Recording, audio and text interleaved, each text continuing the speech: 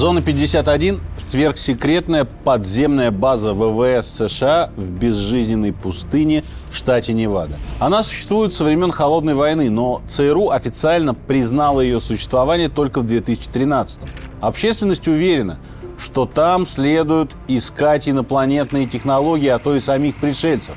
Правда это или нет? Уфологи и конспирологи хотят выяснить это так сильно, что недавно даже пытались взять Зону 51 штурмом. Разберемся с этой историей. Сначала факты. Зона 51 действительно расположена на территории огромного полигона базы Неллис, принадлежащей ВВС США. База находится всего в 13 километрах от Лас-Вегаса, но сам полигон огромен, он простирается на 18 тысяч квадратных километров. Это для сравнения больше, чем вся Калининградская область. Из этих 18 – 13 тысяч закрытая зона, над которой запрещено летать гражданским самолетом. На сайте базы Неллис не без гордости сообщается, что это крупнейшее в мире пространство для военных маневров. Что логично, пустыню удобно бомбить в тренировочных целях, так как там ничего нет. С другой стороны, уфологи уверены, что все не так просто. Где же еще прятать обломки летающих тарелок, если не посреди безлюдной Невады? История базы началась в 1954-м. Тогда Дуайт Эйзенхауэр распорядился найти место для испытания новых самолетов, вдали от посторонних глаз и подальше от советских шпионов. Специалисты выбрали район Невадского озера Грум. До войны эта земля принадлежала семье местных реднеков. С ним произошла отдельная история. На их участке были залежи серебра, свинца и даже чуть-чуть золота. Поэтому, когда правительство предложило купить ее за $5 миллионов, владельцы уперлись и потребовали 40 миллионов. В итоге землю просто изъяли, заплатив компенсацию в 1 миллион. Некоторое время на территории будущей зоны 51 была обычная авиабаза. Как обычная. Там обслуживались самолеты, которые вылетали на испытания атомных бомб. А дальше в удобной секретной локации начали испытывать навороченные самолеты-разведчики. Именно здесь тестировали знаменитый самолет-разведчик У-2.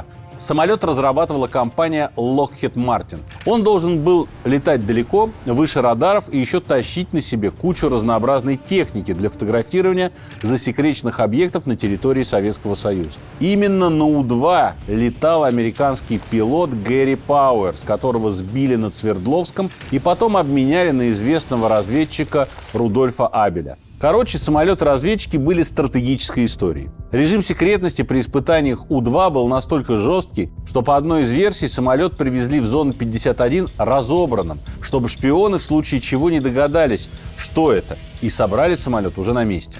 Здесь же потом испытывали Lockheed SR-71 и другие подобные аппараты. Примерно тогда же начали появляться первые сообщения о неопознанных объектах. В 1959 году газета города Рино, расположенного к северу от зоны 51, сообщила о том, что местные жители неоднократно видели в небе ярко-зеленый объект, летавший гораздо быстрее любого самолета, да еще и по странной траектории. Как на это отреагировали в ЦРУ?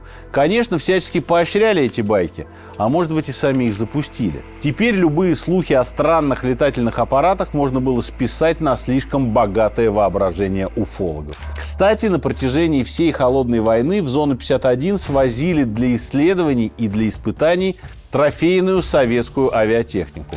Например, в 1968-м сюда попали 2 самолета МиГ-17. Их сирийские пилоты заблудились во время учебного полета и сели на израильской территории. А Израиль передал самолеты США. Это тоже была важная история. Шла гонка вооружений, из-за информации о конструкции, характеристиках и уязвимых местах техники противника охотились шпионы всех стран. Место было максимально секретно, и по-настоящему увидеть его можно было только из космоса. Что чуть не случилось в 1974-м. Тогда экипаж космической станции Skylab нечаянно сфотографировал участок рядом с озером Грум. А дальше НАСА и ЦРУ начали долгую переписку на повышенных тонах. Поделать было уже ничего нельзя, снимок был опубликован вместе со всеми остальными фотографиями в отчете миссии. Зона 51 была настолько секретной, что в НАСА не знали, что она засекречена. А уровень секретности был такой, что ЦРУшники не могли внятно объяснить космонавтам, по какой причине там нельзя ничего фотографировать. Наконец все успокоились, когда сообразили, что у Советского Союза тоже есть спутники. То есть переживать, в общем-то, поздно. Во время Холодной войны уфологи еще не подозревали правительство в том, что оно прячет в зоне 51 пришельцев, потому что ничего не знали о существовании зоны. И только в 1989 в эфире лас-вегасского канала «Класс ТВ» появилось интервью Боба Лазара, физика, который работал на объекте С-4, расположенном на полигоне. Лазар говорил, что туда его направили из лаборатории в Лос-Аламосе, это центр разработки ядерного оружия. На новом месте работы Лазар возглавлял один из отделов. Он объявил зрителям, что в обязанности входило исследование инопланетных технологий и их применение в военной промышленности. Понятно, что зрители были просто потрясены. Интервью организовал Джон Лир, сын авиамагната Билла Лира, основателя компании Learjet. Джон Лир сам был пилотом и с 1967 по 1980 совершал вылеты по заданиям ЦРУ, в том числе во Вьетнаме. В 1987 на одном из ранних интернет-форумов он написал, что правительство давно сотрудничает с инопланетянами и даже продюсирует голливудские фильмы вроде «Близких контактов третьей степени» и «Инопланетянина». Теперь секретный ученый Боб Лазар с его подачи сообщил жителям и гостям Лас-Вегаса, что в зоне 51 находится целый комплекс, часть которого скрыта под землей. Там разбирают инопланетные космические аппараты, а также создают устройства на основе инопланетных технологий и испытывают их. Этим дело не закончилось. У Лазара был вполне конкретный пацифистский посыл. Он настаивал, что технологий пришельцев хватило бы для того, чтобы построить рай на земле для всех людей. Но американская военка не желает им делиться и использует для своих военных целей. Среди прочего упоминался двигатель, способный искажать пространство, который работал на элементе со 115-м атомным номером. К тому моменту он еще не был открыт, его синтезировали в 2003-м. Кстати говоря, в Объединенном институте ядерных исследований в Дубне. И назвали «Московий». Летающих тарелок, по словам Лазара, в зоне 51 имелось целых 9 штук. Все они были небольшого размера и рассчитаны на маленьких серых инопланетян. Лазар однажды видел, как люди в лабораторных халатах общаются с одним из таких инопланетян. За небольшой рост их называли между собой детишками. Инопланетяне, чьи технологии исследовали в зоне 51, происходили из звездной системы Дзета-сетки. Это название было знакомо уфологам задолго до Боба Лазара. С этой двойной звездой связан один из самых известных случаев похищения инопланетянами. В 1961 году супруги Хилл обратились к специалистам. Они говорили, что их прокатили на летающей тарелке существа в черных комбинезонах. После этого семейная пара частично потеряла память, поэтому обоих подвергли регрессивному гипнозу. В результате семья Хилл вспомнила подробности путешествия, а также звездную карту, которую показывали инопланетяне. Поскольку оба супруга были простыми американцами и с трудом могли определить даже расположение собственного Солнца, воспроизвести эту карту они смогли только в общих чертах. А позже астроном-любитель установил, что она по описаниям похожа на карту созвездия Дзета-сетки.